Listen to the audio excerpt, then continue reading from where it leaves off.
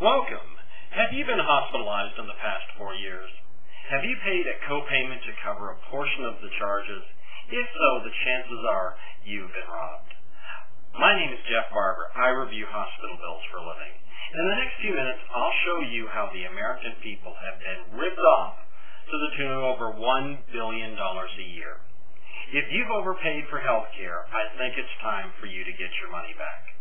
Equifax studied 40,000 hospital bills and found that 97% contained errors.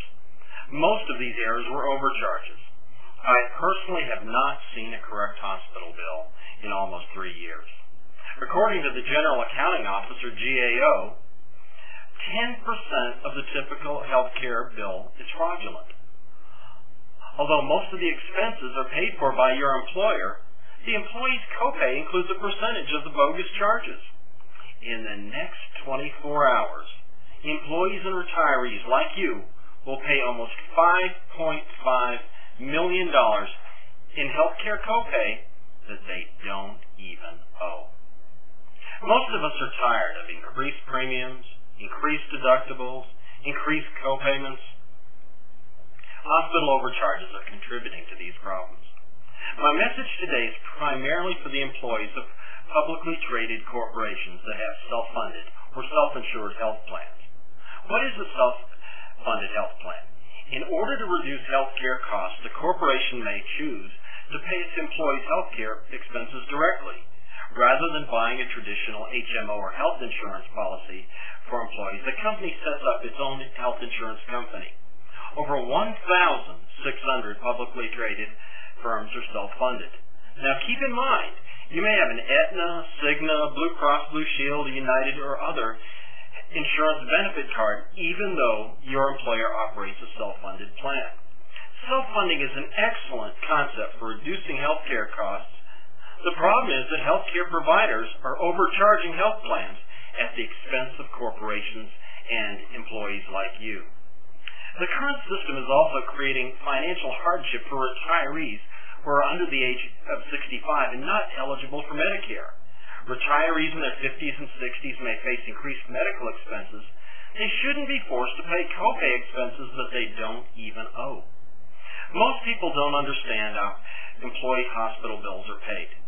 Self-funded health plans are managed by third-party administrators, called TPAs, who pay the claims. The TPA essentially runs an outsourced accounting department to pay for the employee's health care bills, often with little or no oversight by the corporation. There's a common misconception that the TPA checks the accuracy of the employee's hospital bill before making payment. This simply is not true. Most TPA contracts do not require the TPA to verify that the hospital's charges are valid or accurate. Another flaw in the system is most TPAs pay employees' hospital expenses from summary bills. The billing format lists the charges by department only. Pharmacy, $12,000.